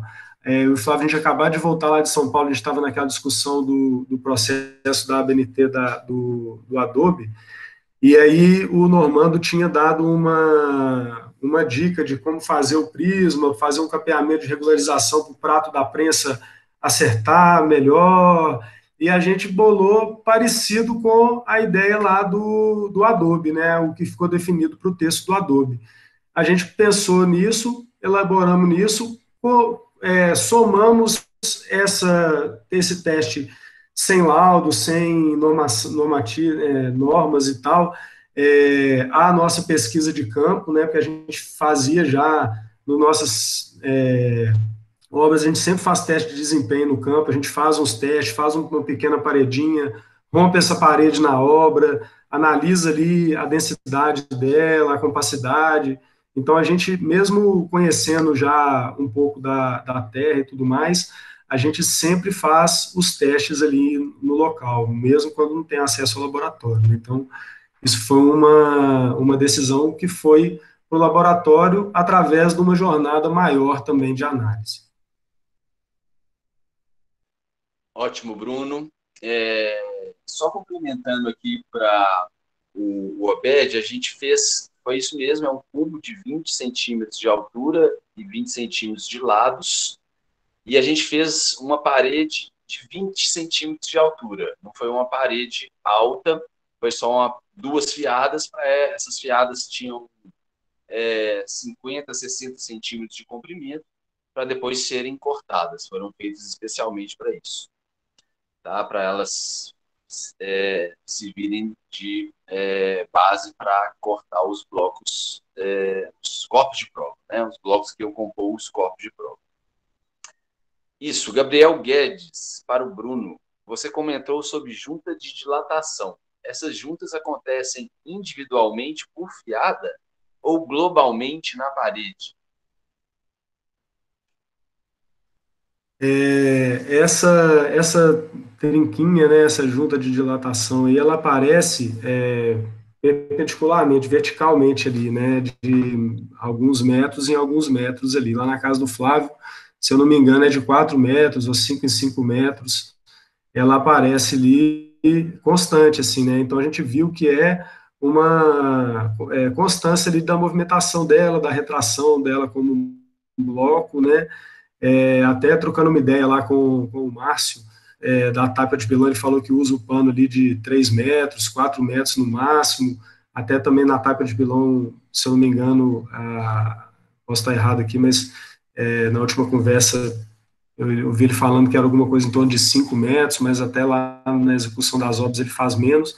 Então a gente também segue uma recomendação parecida, né? Assim, normalmente, quando a gente está projetando, a gente leva em consideração as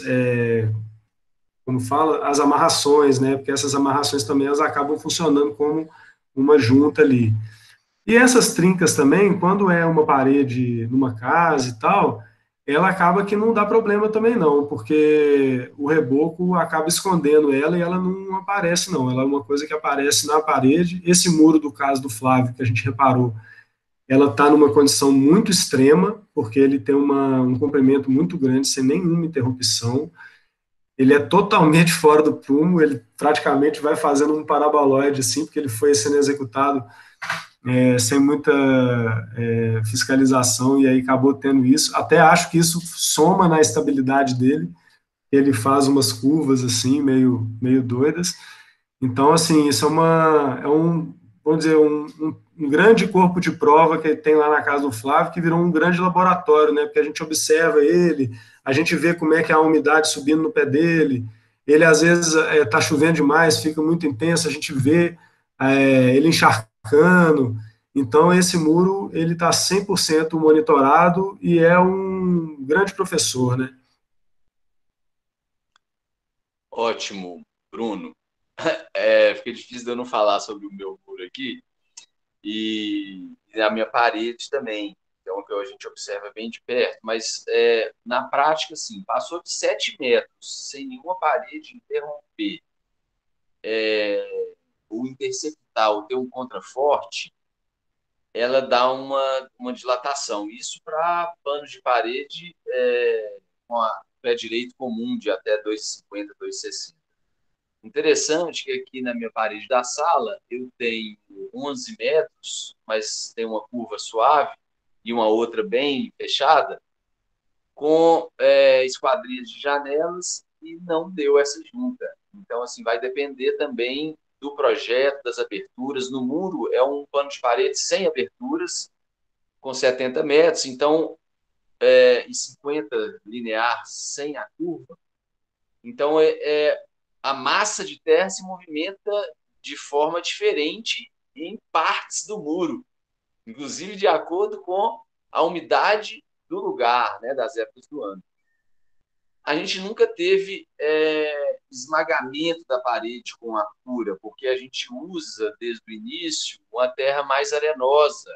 Então, ela não, na cura, ela não perde volume horizontal, ou seja, trincas horizontais aparecendo na parede já é uma patologia que a gente enxergou nas nossas mentorias, atendimentos de obras já feitas, que são problemas estruturais das paredes, ou desmagamento das fiadas de baixo que sofrem com umidade, ou as paredes não foram feitas com material adequado que seguram a compressão.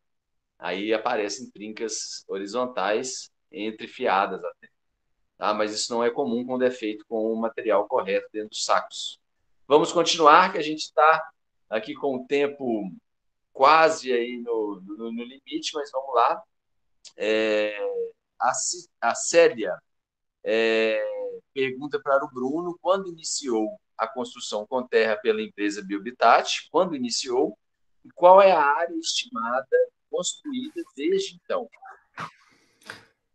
A gente começou com a terra ensacada em 2010, 2011, né, final de 2010, começo de 2011 ali, foi aquela primeira obra que eu mostrei lá no Centro de Reabilitação do Provida, e desde então a gente tem mais de 4 mil metros quadrados, bem mais, na verdade, porque esse dado está desatualizado. A gente, só lá no Rio Grande do Sul, foi construído um centro que é a Cidade Escola Aine. Até recomendo todo mundo conhecer o projeto, que é um lugar muito legal, é um lugar destinado às crianças, e lá é grande, é um bosque que foi todo ocupado, com construções de bioconstrução, de construções ecológicas e agrofloresta e permacultura, e é revertido à comunidade. Então, só lá já tem umas 5 edificações lá de 100 metros quadrados cada uma.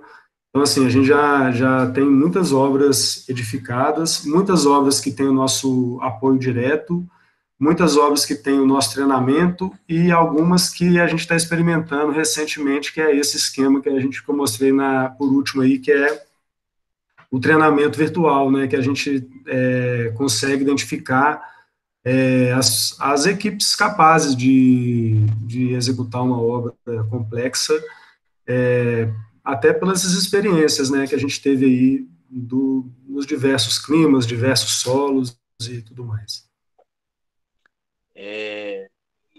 Complementando, quando a gente começou na Biobitat, a gente começou em 2002 com o primeiro projeto da Casa Estrela, entramos para a obra em 2003, foi uma das maiores casas que a gente fez até hoje, mas ela tem 300 e poucos metros quadrados, a gente já fez outras desse porte também, e já fizemos projetos também sociais, que deu uma amplitude, que foi banheiros secos feitos de adobe, foram mais de 400 unidades, cada um tem em torno de 2 e pouco metros quadrados, todos foram feitos de adobe em comunidades carentes, foi bem interessante, porque a gente teve que capacitar o feitio dos adobos, muitas vezes aprender com as pessoas, né, locais, com os mestres adobeiros, e foi bem interessante. Agradeço aí, então, mais uma vez a participação da Cecília e do Bruno. Foi de grande valia contar com vocês, com a experiência e também com a disponibilidade do tempo de estar aqui com a gente, cada um esteve presente. Agora a gente vai deixar um bate-papo um pouco mais aberto. Queria sugerir quem quiser ligar o microfone, ou parece que o Obed tinha uma coisa a ser falada. Se o Obed quiser ligar o microfone, quiser dar uma palavrinha com os participantes, ou outra pessoa também, agora a gente fica com esse momento para ir para os momentos finais do encerramento. Lembrando, só um minutinho, quem ainda não fez o preenchimento do formulário, fazer um favor de fazer para nós, que é muito importante os dados que estão ali. Antes de mais nada, parabéns, né, pela apresentação do Bruno, da Cecília, a moderação de Flávio, né? Mas eu não me lembro, eu fui comentando um monte de coisas no chat, eu não lembro se eu falei alguma coisa que precisava ser falada assim ao vivo. Você lembra que assunto é, não? Não, fica à vontade, Obed. Se quiser comentar alguma coisa com os participantes, quiser trazer uma novidade ou acrescentar. Não, então, como eu comentei um pouco aqui no chat sobre o corpo de prova, só destacar que bem interessante, muito simples o que você fez, mas é bem fundamentado, porque você fez uma parede pequena, que seja, mas você não compactou dentro do saco num cubo já de 20 por 20 por 20. Ou seja, as condições de contorno são praticamente as mesmas de uma parede escala real. Então, isso está fácil de melhorar esse corpo de prova, né? E tendo essa disponibilidade, e você viu que funcionou recortar o corpo de prova com a maquita, se não teve tanto dano, a integridade do material consolidado, perfeito. Pode fazer uma parede um pouco maior, fazer inclusive, em vez de só 2 fiadas, fazer 4, 5 fiadas, e recortar cubos de 2 fiadas, mas em várias posições na parede, assim você tem uma amostragem um pouco mais completa. E é uma coisa que dá para fazer em algumas obras, que não vai encarecer tanto, né? Não vai ter um custo adicional considerável, que é simples fazer, né? Para quem está socando terra lá na hora lá, de 20 metros, né? Fazer um pedacinho a mais, não é nada, né? Lá na hora H mesmo, a gente até experimentou outras formas de tirar o prisma, esse cubo. Tirou na talhadeira, tiramos na maquita, até com outros ferramentas, alavanca. Então, assim, a gente experimentou até essa forma de fazer, foi plural, assim. Aí o que foi mais eficiente lá para aquele contexto foi a maquita, né? Que a gente viu que foi o que manteve a integridade e tal. Mas foi um grande laboratório mesmo, até porque a gente teve a colaboração do técnico, porque ele ficou meio cabreiro, porque não queria dar o laudo, mas também ele ficou curioso, porque essa obra específica, como ela teve aprovação da prefeitura, ela passou pela alguns corpos universitários lá do Piauí, teve muita gente curiosa. Então, o fiscal da prefeitura foi lá na obra, fez um curso com a gente de capacitação, o principal empreiteiro do lugar foi lá fazer um curso com a gente, então teve uma mobilização muito grande. E aí o cara do laboratório foi de curiosidade lá, e aí apareceu essa grande oportunidade. A gente estava envolvido naquela discussão do Sinduscon, da norma de Adobe, e aí a gente estava totalmente envolvido nesse contexto, assim, foi bem inspirador mesmo, foi de lá mesmo que a gente a ideia, né, de fazer esse prisma, e foi bem legal, assim, o resultado. Esperamos ter outra oportunidade de fazer isso mais detalhado. Você usou uma palavra aí muito importante, foi inspirador, né? Independente do resultado, não vamos pegar o resultado absoluto. Deu 3,5 megapascal, o cara não quis fazer o laudo. Sim. Não é laudo, está fazendo uma experimentação. O mais interessante, que fica assim, vale para todos, né? Que trabalha com a chamada bioconstrução, é essa predisposição, ou essa disposição e estar atento para sistematizar o conhecimento. Não é sair fazendo coisas, né? e depois não olhar para trás o resultado. É parar, analisar, ver como que a gente pode avaliar, por mais simples que seja, ou mais incipiente que seja, fazer alguma avaliação, né, um pouco mais técnica do resultado. Isso é muito interessante, é muito importante. Na capacitação que vocês fazem, de passar essa ideia, né, da importância de analisar a terra disponível, de estar preocupado com essas questões, né? Isso acho que é mais importante até do que o resultado de quantos megapascal.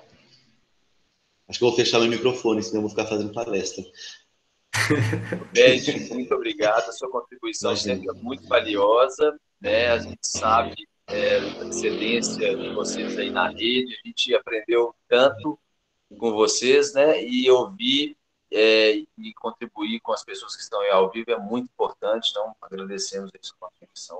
Sempre vale a pena. Sim. Só uma última coisinha que eu acho que não sei se não deu tempo de responder. Essa questão que me incomoda muito na terra ensacada é a quantidade de plástico que fica dentro. E isso passa assim muito batido. Por exemplo, Cecília, né? Todos que apresentam fazem isso. Passa um maçarico lá e abafa o caso, né? Não chama muita atenção para essa necessidade. Precisa tirar o plástico, senão não vai grudar com a massa.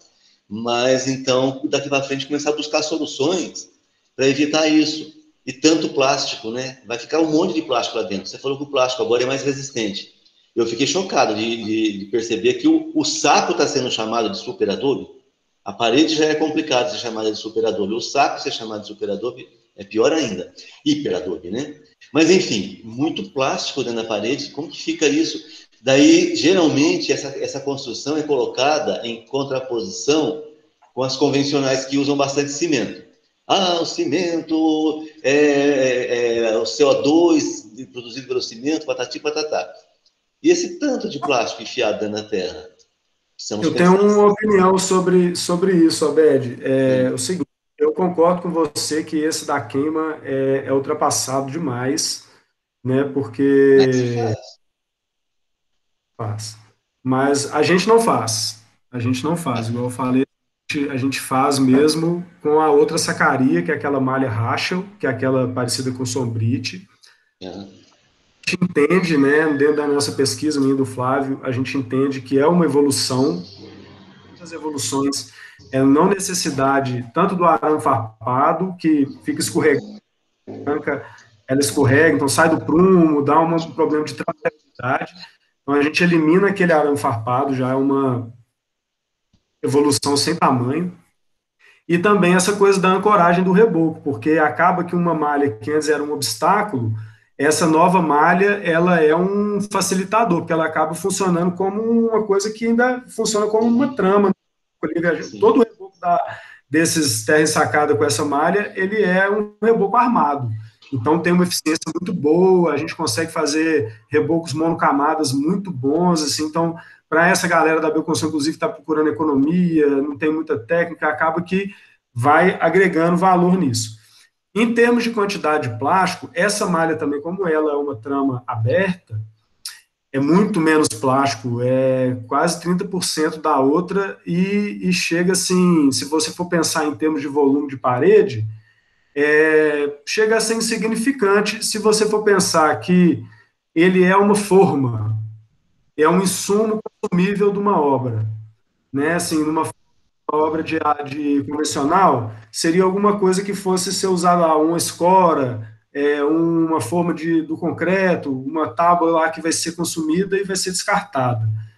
E, no nosso caso, ela não é descartada, ela é consumida e absorvida, né? Então, assim, mesmo tendo essa pegada ecológica do plástico, eu concordo com você que é possível e almejaria ter nível de investimento mercadológico, de pesquisa, de tudo mais, para que se evoluísse para uma malha biodegradável ou de origem mais ambientalmente agradável, né?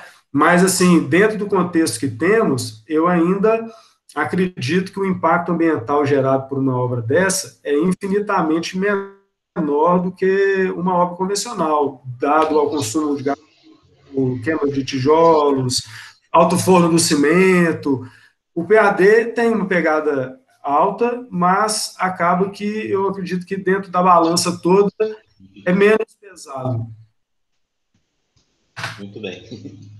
Queria agradecer essa colocação do Obed, eu acho que isso que faz sentido, e é isso que as pessoas mais falam, e é bem interessante ouvir o que o Bruno tem a dizer. Eu ia falar a mesma coisa. Cecília, se quiser completar, por favor.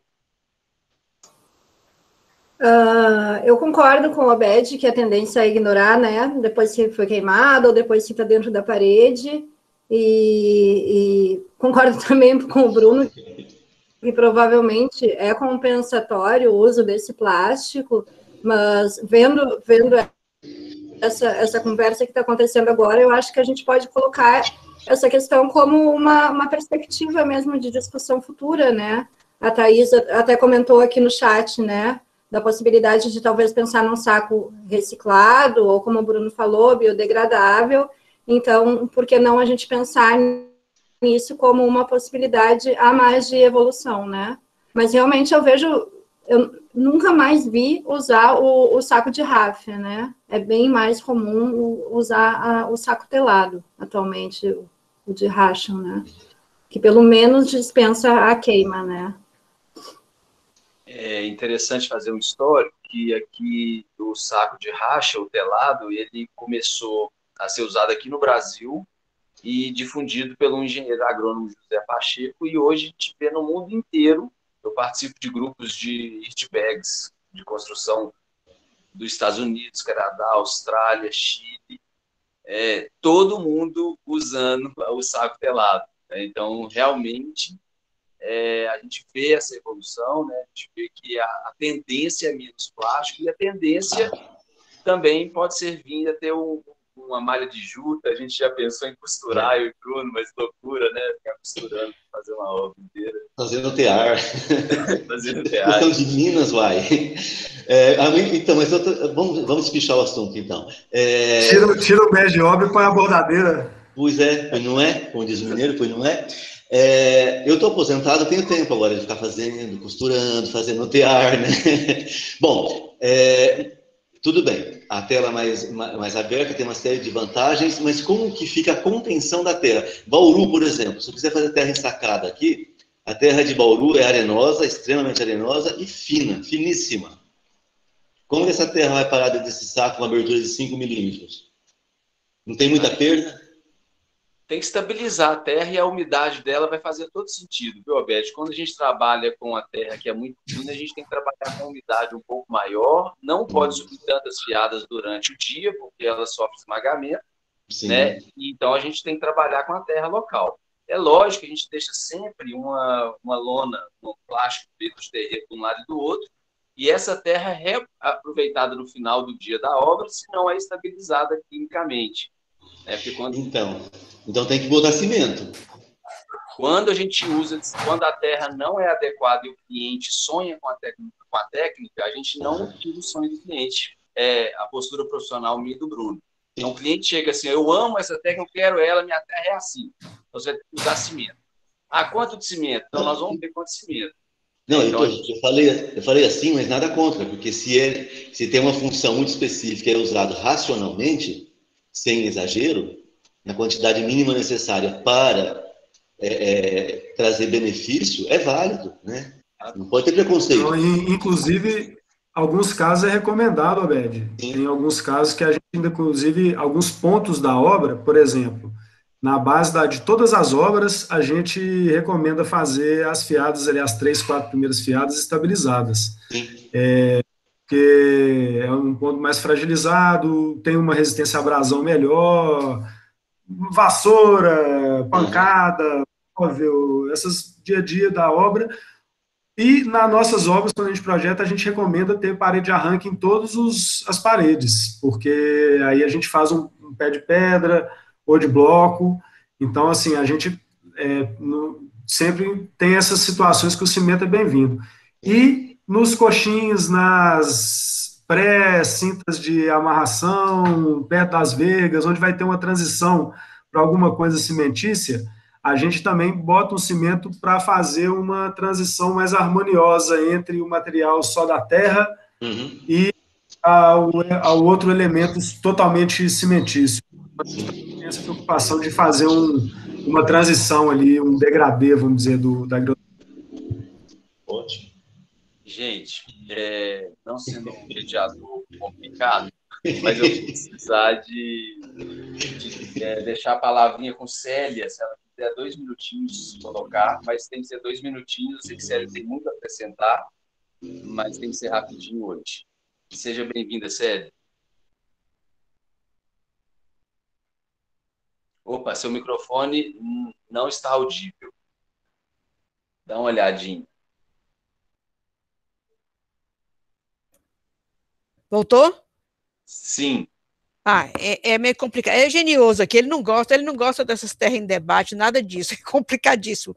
Bom, eu queria somente, finalizando aqui, chamar a atenção de algumas coisas que eu já chamei, inclusive, durante a apresentação, do papel da comunidade religiosa, das comunidades religiosas, independente de que coisa que faz, como um elemento de transmissão de tecnologia.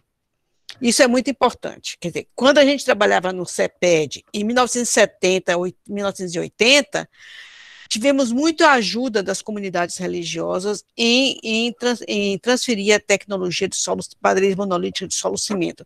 E Cecília comentou isso, e eu achei muito importante ressaltar essa particularidade. Outra coisa, o Bruno tocou no assunto aí de liderança de obra. Quer dizer, quando você tem uma pessoa na obra que capta a técnica e defende, é papel feito, entende? Quer dizer, esse daí vai transferindo e vai dando a coisa. Nós já trabalhamos com vários projetos diferentes, e quando o líder dizia não quero, era muito trabalho para a gente. E quando o líder dizia assim, mas isso é interessante, isso é importante, então a gente simplesmente, era um caminho aberto, era já para transferir tecnologia, né? E outra coisa também que o Bruno chamou a atenção aí, e destacou que nós estamos em tempos modernos, século XXI, já chegando já estamos em 2020, quer dizer, quase chegando no primeiro, como é que diz, na primeira parte do século XX, é a questão de treinamento virtual. Isso é muito importante, a gente tem que realmente dictar, trabalhando a cabeça para esse treinamento virtual. É claro que vocês são mais jovens, já estão mais ou menos, e já estão adaptando mais ou menos isso. E a pandemia veio justamente para dar uma cutucada muito boa dessa parte. A pandemia é terrível, mas que ela teve também. A moeda tem 2 lados, poxa, quer dizer, a cara e a coroa, né? Então, a gente tem que ver, hoje a parte virtual, de como fazer esse treinamento virtual e tudo, é muito importante, né? E, por último, eu gostaria de chamar a atenção que técnicas como a terra ensacada e a própria taipa, que o pessoal fala a taipa de pilão, que não estou falando aqui de solo cimento, de painéis monolíticos de solo cimento, exigem uma espessura de parede de 50, 40 centímetros. Isso em lotes urbanos, de 60, 100 metros quadrados, começa a pesar muito essa espessura de parede. Então, para a área rural, é excelente, não tem restrição nenhuma, mas para a área urbana nós temos restrição em relação a determinadas técnicas, quando se utiliza, no lote urbano, paredes de 40 centímetros, por exemplo, de espessura. Então, é isso aqui. Agora, realmente, o que vocês falaram no final, que eu acho é uma perseguição, seria a malha Hatchell, né, de fibra natural. Obed, você que estava aposentado aí, trate de trabalhar e gosta do manejo, porque... Ou então você vai no Nordeste, fala com aquele nordestino lá, que eles são super habilidosos de coisa, entendeu? Eles tecem muita coisa com as fibras de sisal, tudo isso. Então, é a hora de pensar, talvez, em a fazer uns sacamentos com essas malhas de mais natural, para, como é que diz assim, para jogar de lado essa restrição de que, porque o material não é reciclado, nada disso. Bom, pessoal, é isso aí. No final, parabéns. Eu digo que eu comecei, quando a primeira coisa de terra ensacada aí para Adobe, foi a pessoa super contra, mas vocês me ganharam. Ainda mais vocês, assim, o Bruno e o Flávio, teimosamente, ganharam, e hoje eu sou defensora dessa técnica, entende? Não conheço muito, mas eu acho que é uma técnica que veio para ficar e tem que ser respeitada realmente, e tem que ser evoluída como vocês têm evoluído, não é transformar isso numa questão de cada um pode fazer, precisa realmente de um treinamento, e vocês estão de parabéns pela forma que tem encaminhado a terra ensacada no Brasil, que eu acho que hoje é um exemplo, não somente na América Latina, mas também em todo o mundo. Bom, já chega. Ótimo, Célia, é um prazer sempre te ouvir. Agradecendo aí seus comentários, suas colocações. Pessoal, estamos no reta final, temos que finalizar em 2 minutos. Quero agradecer principalmente a organização da Sumara, do Luca, da disponibilização da professora Andréia, que fez a ponte para a gente poder usar a plataforma da universidade, a Rede Terra Brasil, que está abarcando esses TEDs, que já estamos num movimento virtual super avançado. Queremos agradecer também aí a coordenação da Jaqueline Vale, que está aí presente, da Rede Terra Brasil. Visitem o site, visitem nossas redes, vejam que tem muita gente boa construindo com terra e de forma adequada.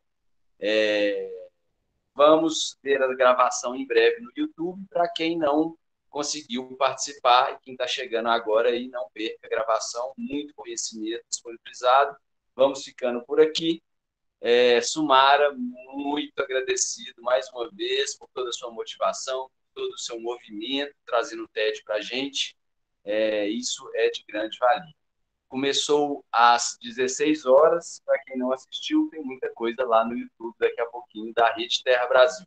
Gente, um grande abraço, agradecendo mais uma vez o Bruno e a Cecília por estarem aí disponibilizando conhecimento, todo mundo que participou. Tchau, vamos ficando por aqui. Até mais. Liga as